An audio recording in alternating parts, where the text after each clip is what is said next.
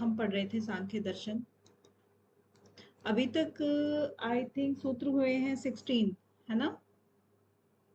16 सूत्रों में से किसी को कोई क्वेरी है?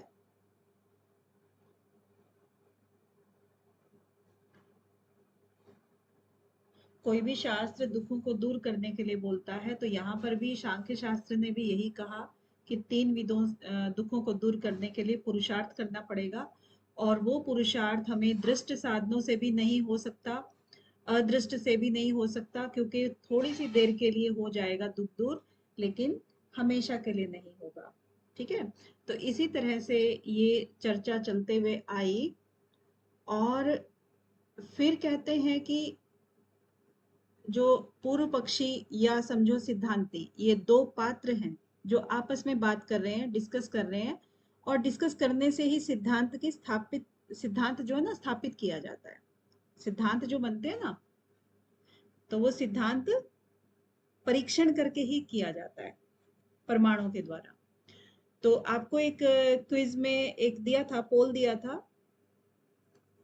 वो समझिए कि तीनों प्रमाणों के द्वारा ही था, कि एक द्वा सुपर्णा सयुजा सखाया, ये वाला। ठीक है, उसमें एक पिक्चर फिर आपको दी गई थी।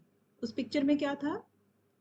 दो पक्षी बैठे हुए हैं, तो दो पक्षी में से एक पक्षी के पीछे जो है कुछ है ना, जैसे भगवान के पीछे होता है रोशनी, उसी तरह से एक पक्षी के पीछे वो है, तो उसको मानो परमात्मा, दूसरा पक्षी है जीवात्मा।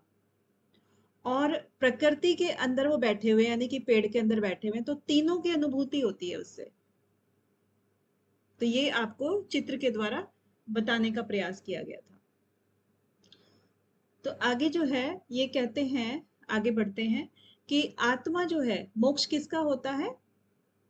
जीवात्मा का। तो जीवात्मा जो आत्मा है, शरीर से कैसे कैसे बद्ध होती है, कैसे बद्ध नहीं होती है, तो उसमें चर्चा चल रही है आगे। तो उस चर्चा के अंतर्गत कह रहे हैं कि वो स्वभाव से तो बद्ध नहीं है, वो किसी निमित्त के कारण, किसी कारण से बद्ध होती है। ठीक है, अब इसी में स्वभाव से क्यों नहीं है, सबकी चर्चा हम कर चुके हैं। और इसके बाद फिर इनका चलता है कि क्या वो इससे बंद है, यानी कि काल से बंद है। सबसे पहले इसने काल का बताया, फिर इसने बताया क्या वो देश के हिसाब से बद्ध है? नहीं। अवस्था के हिसाब से बद्ध है? नहीं, क्योंकि ये सब चीजों से आत्मा बंधन में नहीं आती है। फिर कर्म से बोला, कर्म मतलब करण, अंतःकरण या बाह्य करण, ये जो कर्म करती हैं चीजें, इंद्रियां, तो क्या उसके कारण से आत्मा बंधन में आती है? इसके बारे में भी नकार चुके कि नहीं। फिर तो ये हो जाएगा कि करे कोई और भरे कोई और। ठीक है, काम तो करे इंद्रियां और भुगतना आत्मा को पड़े, उसको बार बार जन्म लेना पड़े, ऐसा नहीं होगा। तो हम कर चुके थे 16 सूत्र तक, कर्म तक, है ना? और यही चीज कह रहे हैं कि एक के कर्म का फल दूसरे को अगर मिलने लगेगा, तो संसार में कर्मों के फलों में कोई विभिन्नता नहीं होगी। ठीक है, और ये दोष आ जाएगा, क्योंकि ज्यादा, अब देखिए संसार में कितने लोग ऐसे होते हैं जो कि शारीरिक रूप से परेशान होते हैं, मानसिक रूप से होते हैं, और हर कोई अलग अलग ढंग से परेशान हो रहा होता है।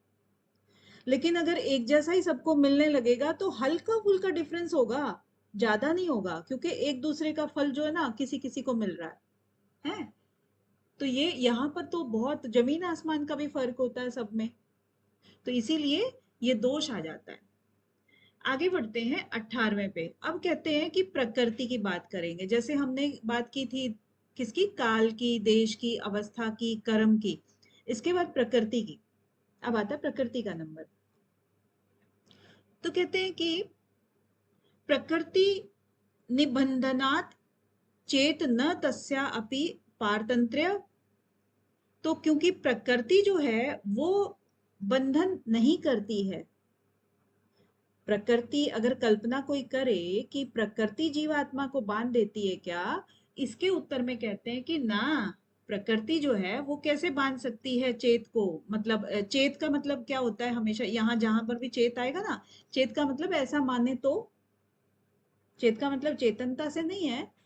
चेत का मतलब कि अगर हम ऐसा समझें तो, कि प्रकृति बांध देती है, तो कहते हैं नहीं, वो भी क्या है, पारतंत्र है। वो दूसरे के अधीन है।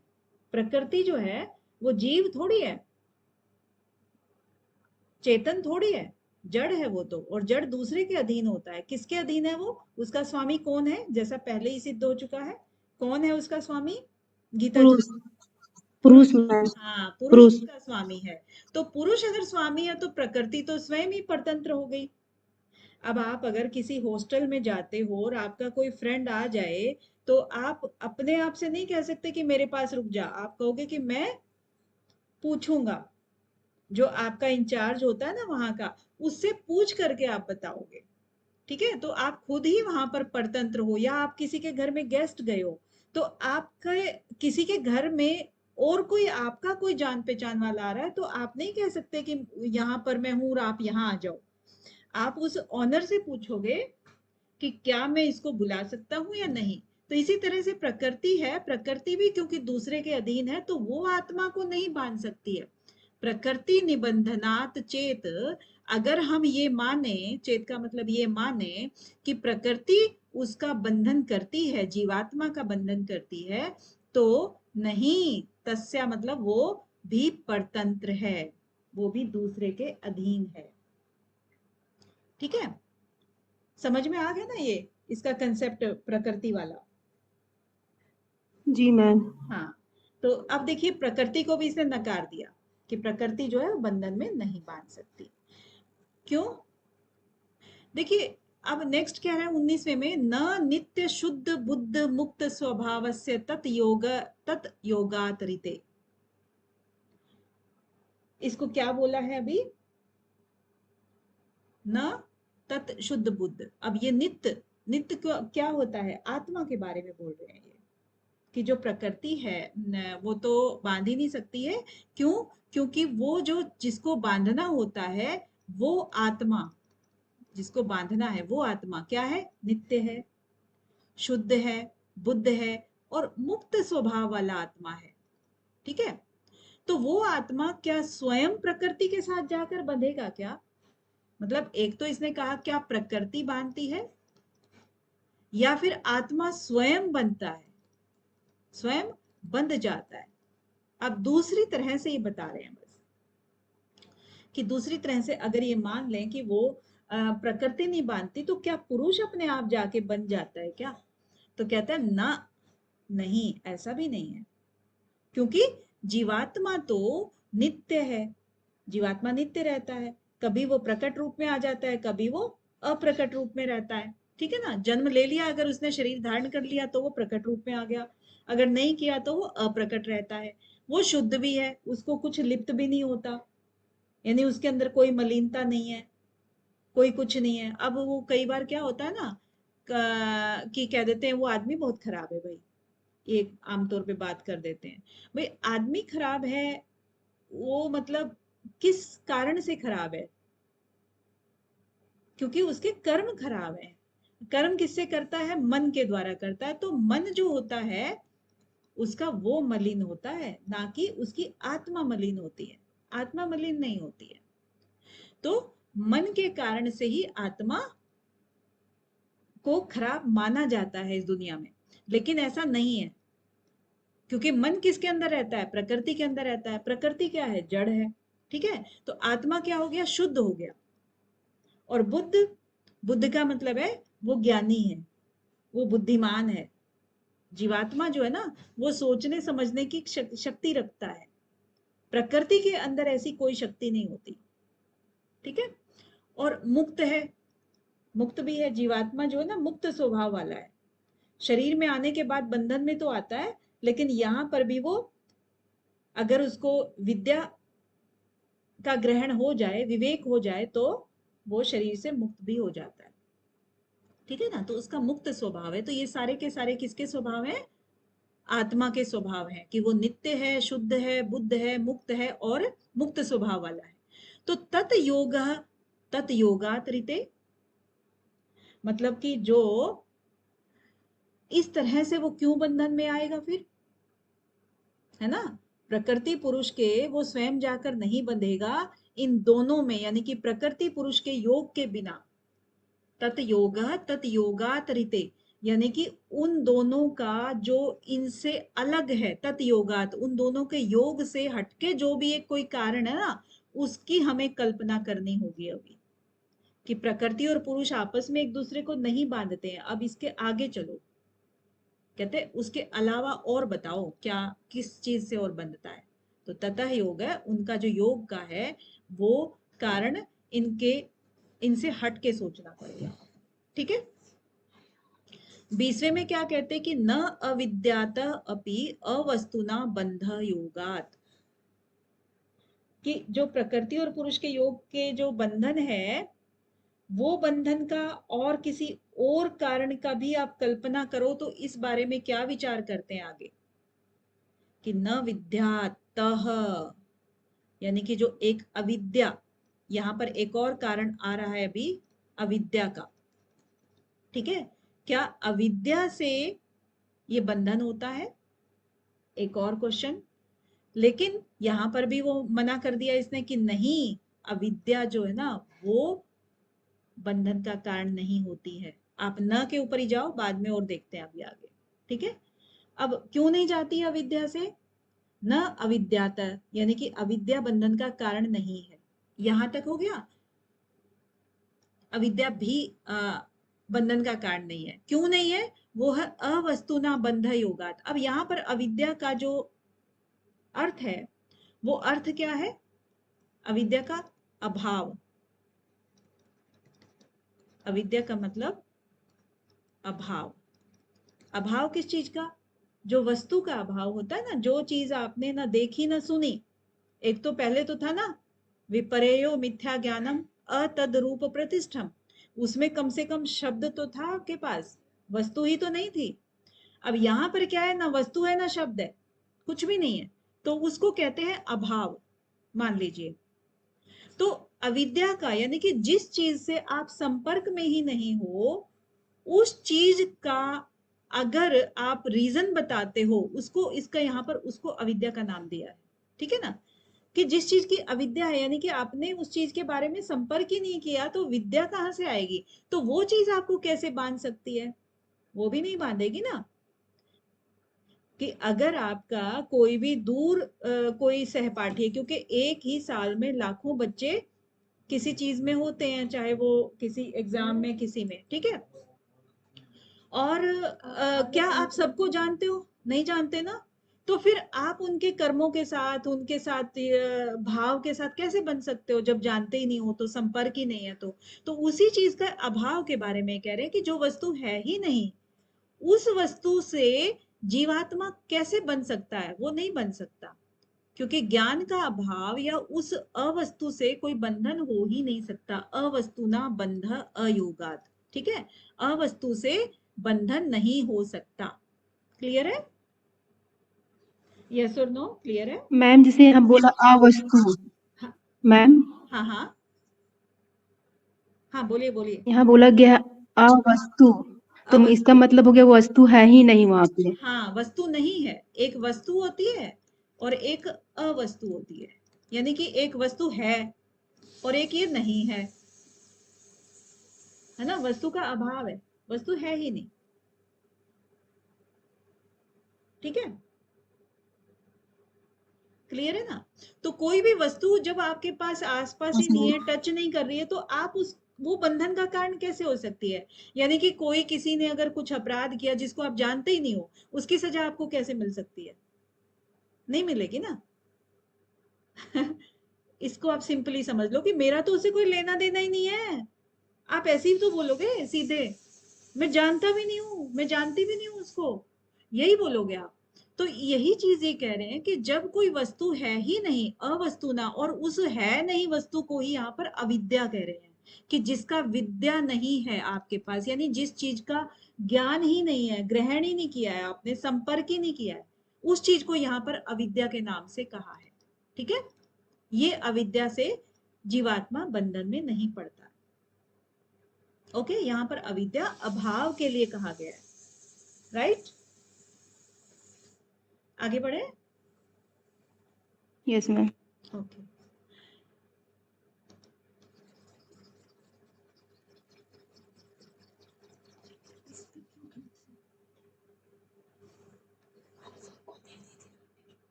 नेक्स्ट है वस्तु तत्व सिद्धांत हानि। अब एक कंसेप्ट है, मतलब एक थॉट है, क्योंकि देखिए दर्शन विचारने का ही होता है कोई भी ना। तो एक थॉट ये आता है कि जो पूर्व पक्षी है ये कह रहा है कि अविद्या को वस्तु अवस्तु या अवस्तु मान लें तो ये कर दे, तो कुछ कुछ उल्टे सीधे वो थॉट लेकर के आ रहा है। तो उसने अविद्या का नाम लिया, अविद्या से इसने कह दिया। अब कहते हैं जो वस्तु तत्व सिद्धांत हानि, अगर हम वस्तु कहता है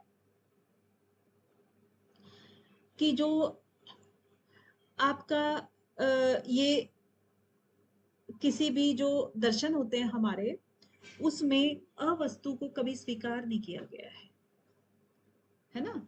क्योंकि जो चीज दिखाई दे रही है, दर्शन मतलब जो चीज दिखाई दे रही है, और जो दिखाई दे रही है उसी के बारे में ही हम बारीकी से जानने का प्रयास करते हैं, उसी को दर्शन कहा।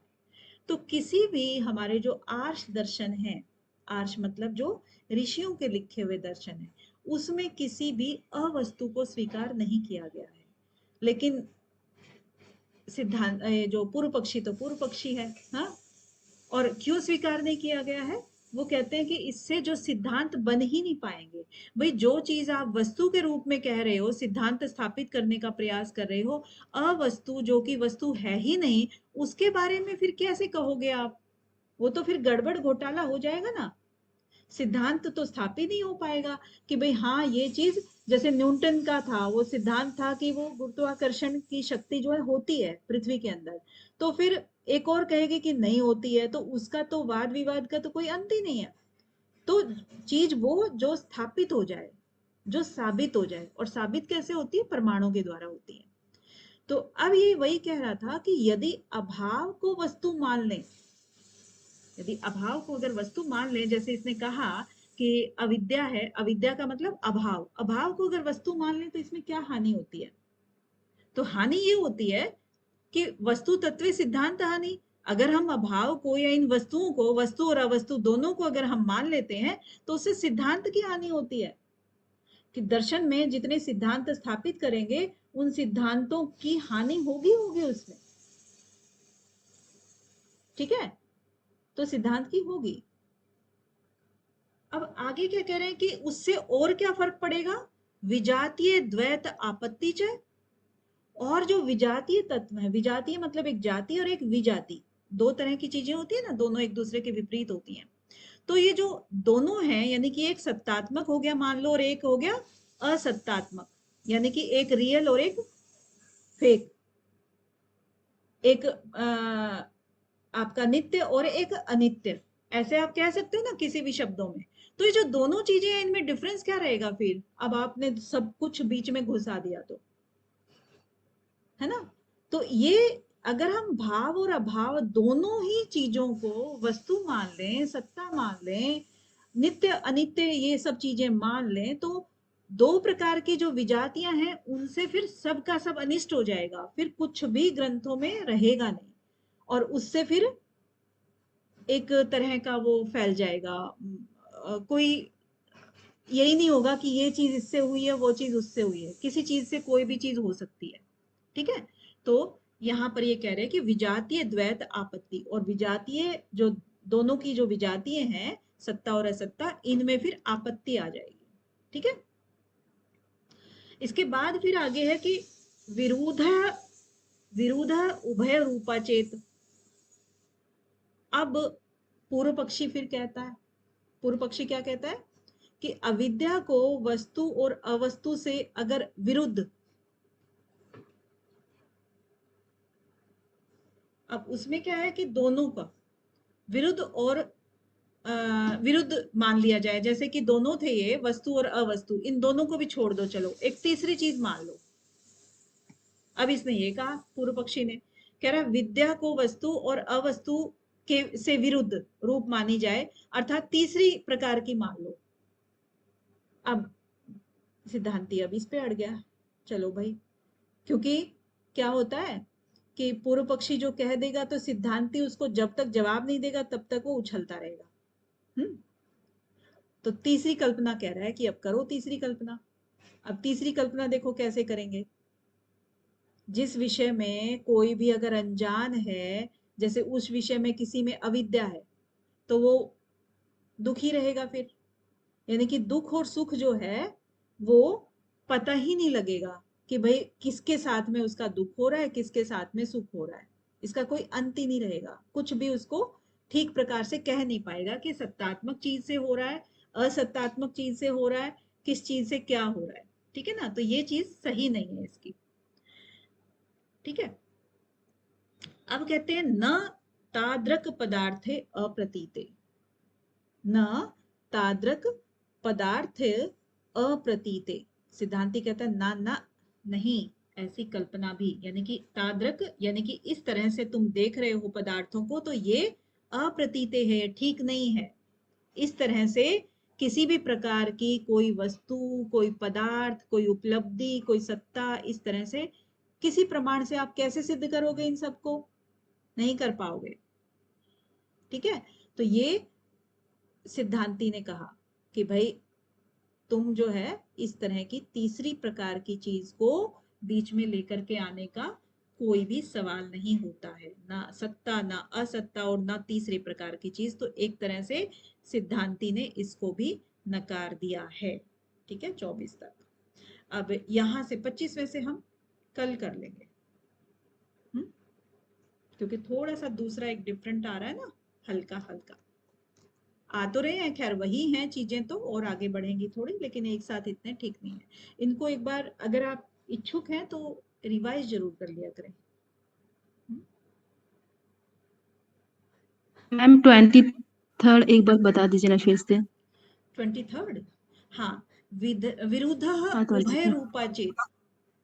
चेत का मतलब जैसे आपको बताया था ना अभी, कि ऐसा मान ले तो, यानी कि ये जो अविद्या को वस्तु और अवस्तु के विरुद्ध रूप मान ले, अगर अविद्या को वस्तु और जो दूसरी चीज थी विद्या, उसको अगर वस्तु अवस्तु, यानी कि ऊपर जो बात आई थी ना, इनको इनको अगर तीसरी प्रकार की कोई कल्पना कर ले तो, ठीक है, विरुद्ध यानी कि इनके विरुद्ध, उभय रूपा मतलब ये दोनों चीजें, और इनके विरुद्ध यानी कि इनके सामने खड़ा कर दो किसी तीसरे चीज को, अगर हम वो मान लें तो ये कह रहे हैं।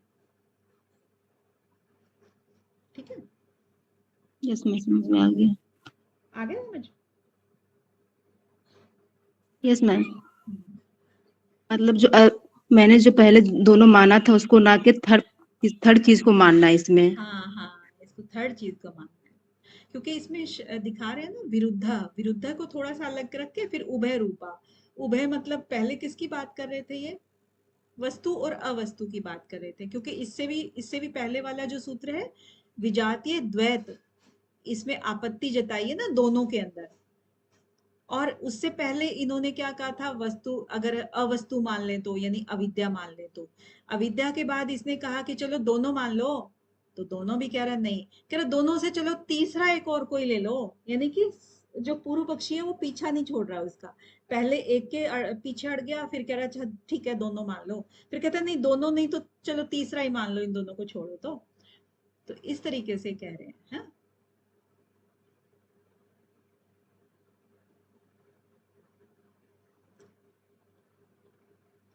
क्योंकि कोई भी प्रमाणों से सिद्ध हो जाए ना, वो चीज सिद्धांत में आती है, सिद्धांत बनाती है, वैसे सिद्धांत नहीं बन सकता है ना।